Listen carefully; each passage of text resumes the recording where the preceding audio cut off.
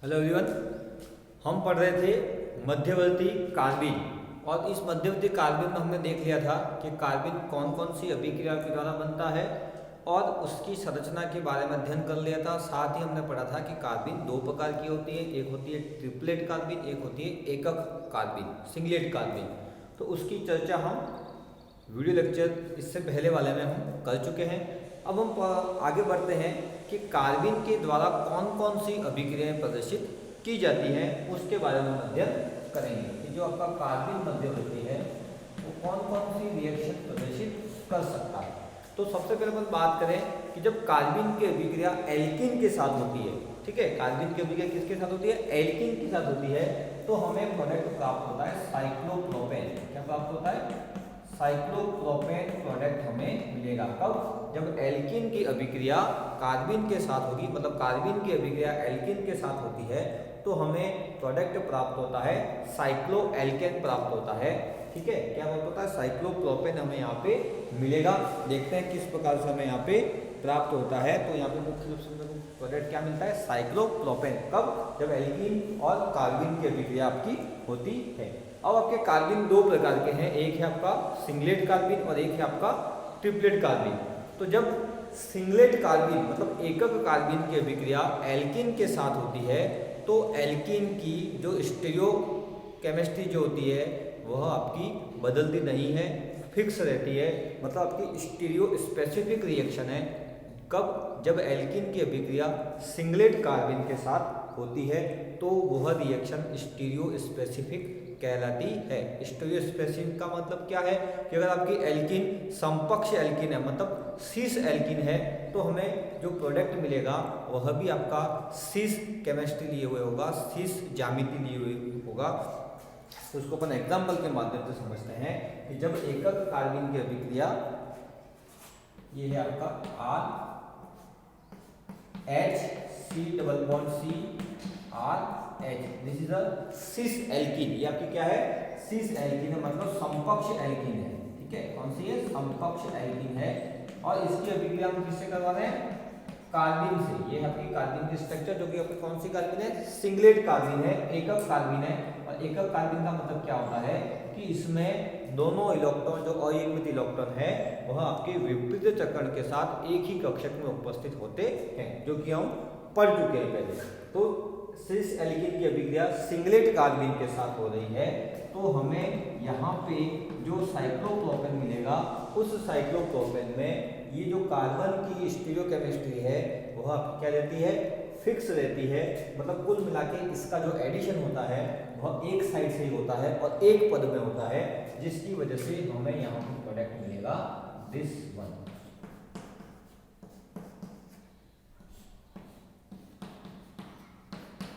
ठीक है, ये हमें जो साइक्लोप्रोपेन मिल रहा है तो उसमें आप देख रहे हैं इन दोनों कार्बन से जुड़े हुए जो आपके एल्किल समूह और हाइड्रोजन समूह की पोजीशन चेंज नहीं हो रही है। कुल मिला के सिस प्रोडक्ट से सिस साइक्लोप्रोपेन हमें यहाँ पे प्राप्त हो रहा है। इस वजह से इस रिएक्शन को कहा जाता है स्टीरियो स्पेसिफिक रिएक्शन से कहा जाता है। ठीक है, अब ट्रांस एल्कीन अगर आप लोगे, सिंगलेट कार्बन की अभिक्रिया होगी तो हमें ट्रांस प्रोडक्ट मिलेगा, मतलब विपक्ष प्रोडक्ट मिलेगा। तो ये इस रिएक्शन की स्पेशल कंडीशन है कि अगर आपने सिंगलेट कार्बन लिया है और एल्कीन लिया है आपने, तो एल्कीन का जो त्रिविम विन्यास स्टीरियो केमिस्ट्री जो होती है वह अप्रभावित रहती है, कोई चेंज नहीं होता है। सीस है तो सीस प्रोडक्ट मिलेगा, ट्रांस है तो ट्रांस प्रोडक्ट हमें यहाँ पे प्राप्त होता है। अगर आपने इसकी जगह ट्रिपलेट कार्बन ली है तो ट्रिपलेट कार्बन में स्टीरियो स्पेसिफिक रिएक्शन नहीं होती है, तो यहाँ पे आपके दोनों प्रोडक्ट आपके मिलने की संभावना रहती है। अगर आपने सीस एल्कीन लिया है तो बनने वाला जो साइक्लोप्रोपेन प्रोडक्ट आपका साइक्लोप्रोपेन ही बनता है, लेकिन जो प्रोडक्ट आपको मिलेगा वह सीस के साथ साथ ट्रांस मिलने की संभावना भी है, मतलब कोई स्पेशल रिएक्शन स्पेसिफिसिटी नहीं रहती है, दोनों प्रोडक्ट आपके मिलने की संभावना रहती है। तो ट्रिपलेट कार्बन की अभिक्रिया एल्कीन के साथ होती है तो वह अभिक्रिया दो पदों में होती है, जबकि एक सिंगलेट कार्बन की अभिक्रिया एल्कीन से होती है तो वो आपकी एक पद में होने वाली अभिक्रिया है। इस वजह से इसकी स्टीरियोकेमिस्ट्री में कोई चेंज नहीं आता है। जबकि ट्रिपलेट कार्बिन में आपकी जो एल्कीन की अभिक्रिया होती है तो वो 2 पद में होती है, 2 स्टेप में होती है। तो पहली स्टेप में आपका जो सिंगलेट ट्रिपलेट कार्बिन में क्या होता है कि दोनों इलेक्ट्रॉन का जो स्पिन होता है वो सेम होता है, तो एक स्पिन में एक इलेक्ट्रॉन बंद बना लेता है। फिर दूसरी स्पिन में क्या होता है कि कार्बन कार्बन बॉन्ड के बीच में घूर्णन होता है, रोटेशन होता है, फिर ये इलेक्ट्रॉन अपना स्पिन चेंज करता है और देन बॉन्ड बनता है। तो उस कंडीशन में आपकी स्टीरियोस्पेसिफिसिटी नहीं रह पाती है। जब आपने सिस एल्कीन लिया है तो बनने वाला जो साइक्लोप्रोपेन होगा वह समपक्ष रूप मतलब सिस रूप में भी बन सकता है और साथ ही साथ ट्रांस रूप में भी बन सकता है। कब? जब आपने क्या लिया है, ट्रिपलेट कार्बिन लिया है, उस कंडीशन की मैं यहाँ पे बात कर रहा हूँ। ठीक है, जैसे कि आपने यहाँ पे सिस एल्कीन लिया हुआ है और आपने कौन सा कार्बिन लिया, ये ट्रिपलेट कार्बिन लिया है। तो ट्रिपलेट कार्बिन की कंडीशन में सिस वाला प्रोडक्ट भी बनेगा, साथ ही साथ आपका ट्रांस प्रोडक्ट भी बनेगा।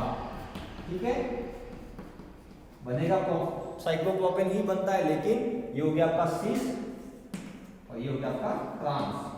ठीक है, तो दोनों कंडीशन यहाँ पे होती है, क्योंकि यहाँ पे पहले एक इलेक्ट्रॉन बंद बना लेता है, फिर स्पिन चेंज होती है इस इलेक्ट्रॉन की, जिसकी वजह से कार्बन कार्बन के बीच में रोटेशन होता है। तो रोटेशन की वजह से आपको ट्रांस एल्कीन ट्रांस साइक्लोप्रोपेन हमें यहाँ पे प्राप्त होता है। तो इस प्रकार से हम कार्बिन की अभिक्रिया एल्कीन के साथ पढ़ सकते हैं। नेक्स्ट अभिक्रिया है आपकी जो कार्बिन प्रदर्शित करती है, वह है आपकी एक रिमल टीमान अभिक्रिया। कौन सी अभिक्रिया है? रिमल टीमान अभिक्रिया। और रिमल टीमान अभिक्रिया में भी मध्यवर्ती के रूप में डाइक्लोरोकार्बिन हमें प्राप्त होता है। और ये जो डाइक्लोरोकार्बिन है वह आपका काम करता है एज ए इलेक्ट्रोफाइल। ठीक है, इलेक्ट्रॉन स्नेही रिएजेंट के रूप में कार्य करता है और इलेक्ट्रॉन स्नेही रिएजेंट के रूप में यह बेंजीन रिंग के साथ अटैक करके आपका प्रोडक्ट क्या बना देता है, फिनोल के साथ अभिक्रिया करके CHO ग्रुप बनाता है। किस प्रकार से आपकी अभिक्रिया होती है उसको हम यहाँ पे देखते हैं। कौन सी अभिक्रिया? रिमल टीमान अभिक्रिया। ये है आपका फिनोल रिमल टीमान रिएक्शन। अब रिमल टीमान अभिक्रिया में क्या होता है? क्लोरोफॉर्म की रिएक्शन होती है। किसकी रिएक्शन होती है? क्लोरोफॉर्म की अभिक्रिया होती है। किसकी उपस्थिति में? NaOH की उपस्थिति में, मतलब क्षार बेस की उपस्थिति में आपकी अभिक्रिया होती है। फिनोल के साथ CHCl3 क्लोरोफॉर्म की अभिक्रिया होती है। तो हमें यहाँ पे प्रोडक्ट प्राप्त होता है दिस वन, सैलिसिल्डिहाइड प्रोडक्ट हमें यहाँ पे प्राप्त होता है। ठीक है, तब जब फिनोल की अभिक्रिया क्लोरोफॉर्म और साथ ही साथ किसके साथ होती है? NaOH आपने एज ए कैटलिस्ट के रूप में लिया हुआ है और आपने लिया क्षार। तो सबसे पहले यहाँ पे होता क्या है कि क्लोरोफॉर्म और NaOH की अभिक्रिया के साथ एक मध्यवर्ती हमें यहाँ पे प्राप्त होता है, जिसे हम कहते हैं डाइक्लोरोकार्बिन। जैसे कि कैसे होता है देखते हैं, CHCl3 OH माइनस, मतलब पॉलीहेलोजन यौगिक जो भी हैं आपके, वो पॉलीहेलोजन यौगिक का मतलब ये होता है कि हेलोजन परमाणु की संख्या 2 से अधिक हो तो ऐसे यौगिक को हम पॉलीहेलोजन यौगिक कहते हैं। तो यहाँ पे ये 2 से अधिक है तो ये आपका पॉलीहेलोजन यौगिक है। क्लोरोफॉर्म जिसे हम कहते हैं, OH माइनस की उपस्थिति में यह हाइड्रोजन है वो आपका H प्लस के रूप में बाहर निकल जाता है, क्योंकि 3 क्लोरीन समूह की वजह से ये जो हाइड्रोजन है वो आपका एसिडिक नेचर का हो जाता है। तो हमें यहाँ पे ये एक कार्बो एनायन प्राप्त होता है। ठीक है, ये कार्बो एनायन प्राप्त हुआ CCl3 माइनस ये जो कार्बो एनायन प्राप्त हुआ है, तो ये कार्बन एनायन क्या करता है? डायरेक्टली Cl माइनस यहाँ से बाहर निकल जाता है और हमें प्राप्त होता है CCl2 और 2 कार्बन के ऊपर 2 अयुग्मित इलेक्ट्रॉन आपके उपस्थित हैं।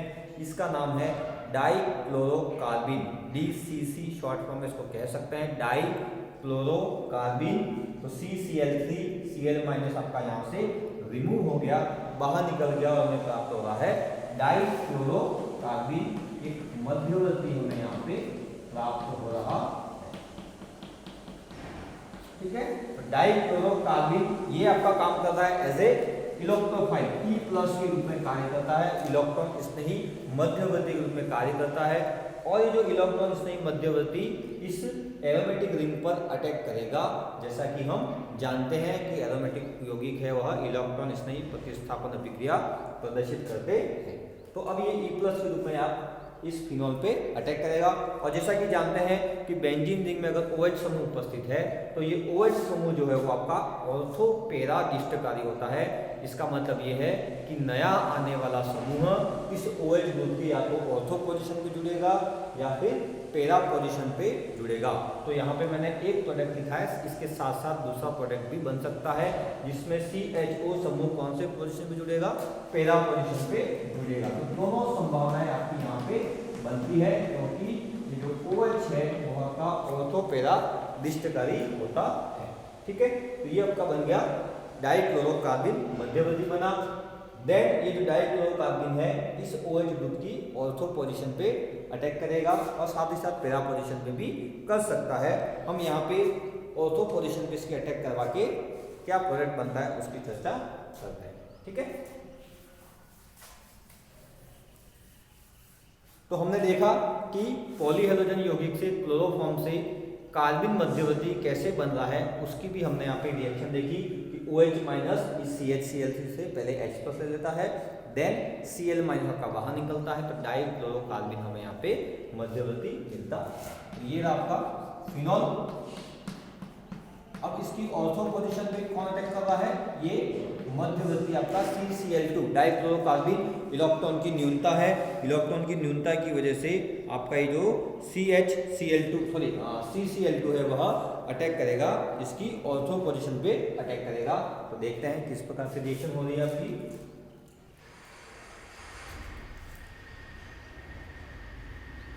तो यहाँ पे आप देख रहे हैं फिनॉल है और फिनॉल OH समूह है। तो ये OH समूह है वो भी आपका क्या होता है, एसिडिक नेचर का होता है। तो हम यहाँ पे लिख सकते हैं कि ये फिनॉक्साइड आयन में चेंज हो गया। किसमें चेंज हो गया, this one change in phenoxide ion. Phenoxide ion में आपका ये चेंज हो गया है। तो चेंज हो गया तो हमने क्या किया, इस प्रकार से ये अब इस ऑर्थो पोजीशन पे क्या आ गया, इलेक्ट्रॉन डेंसिटी ज़्यादा हो गई, इस वजह से हमें यहाँ पे ये स्ट्रक्चर प्राप्त हो रही है। ठीक है, अब ये क्या करेगा, CCl2 पे अटैक करेगा, इस पे डाइक्लोरोकार्बिन पे अटैक करेगा क्योंकि डाइक्लोरोकार्बिन है उसमें इलेक्ट्रॉन मिलता है, इलेक्ट्रॉन की कमी है। तो यहाँ पे हमें मिलेगा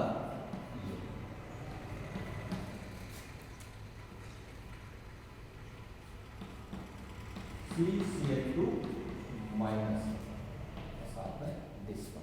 ठीक है। अब इस कार्बन के ऊपर नेगेटिव चार्ज आ रहा है, क्यों, क्योंकि इसने ये इलेक्ट्रॉन इस कार्बन को दे दिया, इस वजह से कार्बन के ऊपर क्या आ रहा है आपका नेगेटिव चार्ज आपके यहाँ पे आ रहा है। ठीक है, अब क्या होगा, ये अनुनाद के द्वारा अनुनाद स्ट्रक्चर बनाएगा और अब यहाँ से क्या होगा, ये H है और H+ के रूप में यहाँ से बाहर निकल जाएगा। ठीक है, किसके रूप में, H है वह H+ के रूप में यहाँ से बाहर निकलेगा और उस H+ को कौन ले लेता है, ये CCl2 जो आपका माइनस फॉर्म में दिख रहा है वह इसको ले लेगा। इन सेकंड स्टेप में क्या होगा, ये H है वह H+ के रूप में बाहर निकल रहा है, इस रूप में H+ के रूप में बाहर निकल रहा है। तो इस H+ को इस कार्बन ने ले लिया तो प्रोडक्ट बना आपका दिस वन। ठीक है,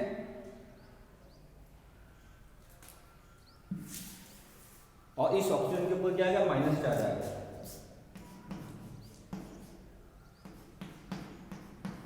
O- एंड CHCl2, ये आपका एक बीच में प्रोडक्ट आपका बना CHCl2। अब इसका क्या करवाएंगे हम, हाइड्रोलाइसिस करवाएंगे, जल अपघटन करवाया जाएगा। तो जल अपघटन करवाया जाएगा, उस कंडीशन में क्या प्राप्त होगा हमें, दिस वन, ये हो जाएगा OH में कन्वर्ट हो जाएगा और CHCl2 में जो दोनों क्लोरीन समूह उपस्थित हैं वह दोनों क्लोरीन समूह OH समूह के द्वारा प्रतिस्थापित हो जाएंगे। ठीक है, इसके द्वारा OH समूह के द्वारा प्रतिस्थापित हो जाएंगे। ये CH, OH एंड OH, दोनों Cl समूह आपके यहाँ पे OH के द्वारा रिप्लेस हो गए।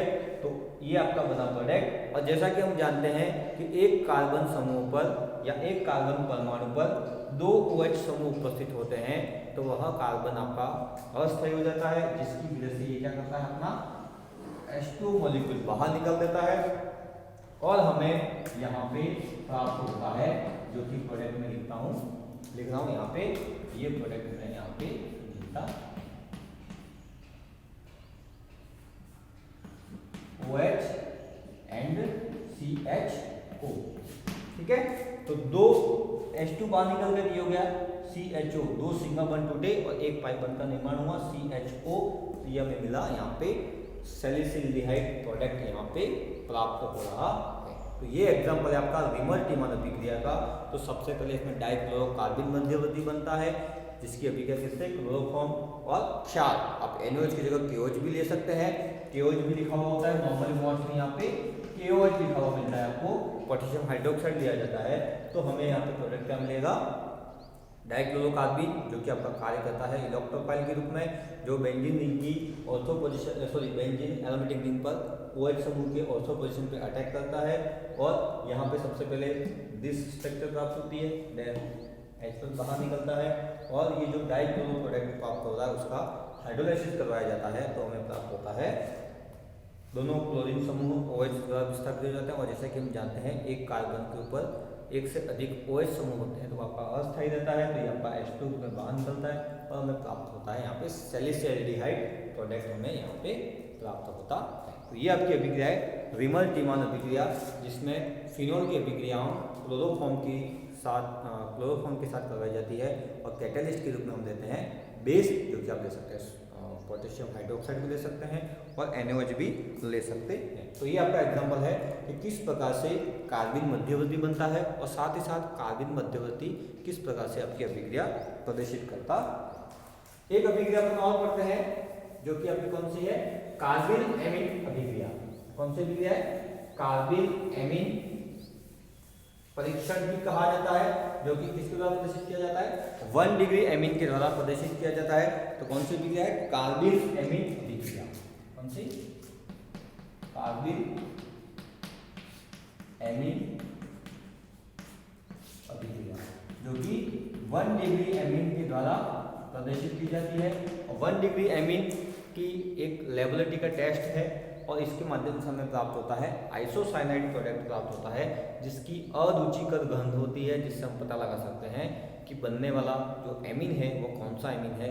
तो 1 डिग्री एमीन है, इसका टेस्ट हम इसके माध्यम से लगा सकते हैं। तो कार्बिन एमीन परीक्षण में क्या होता है, RnH2 प्लस वही क्लोरोफॉर्म ले लेंगे, साथ ही साथ यहाँ पे भी वही अपन क्या लेंगे, बेस, जैसा कि आपने रिमर टीमान अभिक्रिया में पढ़ा था। तो रिमर टीमान अभिक्रिया में हमने बेस लिया था, क्लोरोफॉर्म लिया था और साथ में यहाँ पे फिनोल था, लेकिन यहाँ पे अपन क्या ले रहे हैं, एमीन ले रहे हैं, 1 डिग्री एमीन ले रहे हैं। और 1 डिग्री एमीन में आप एल्किल एमीन भी ले सकते हैं, ठीक है, और एरोमेटिक एमीन भी आप यहाँ पे ले सकते हैं। तो ठीक है, CHCl3 इसकी रिएक्शन आपको प्राप्त होगा RNC, एल्किल आइसोसाइनेट हमें यहाँ पे प्राप्त होता है, ठीक है। और इसी एल्किल आइसोसाइनेट की अरुचिकर गंध होती है, जिसकी वजह से हम पता लगा सकते हैं कि this one is a amine. कौन सी एमीन आपकी यहाँ पे है, तो वो कौन सी एमीन, प्राथमिक एमीन आप यहाँ पे लेते हैं, ठीक है।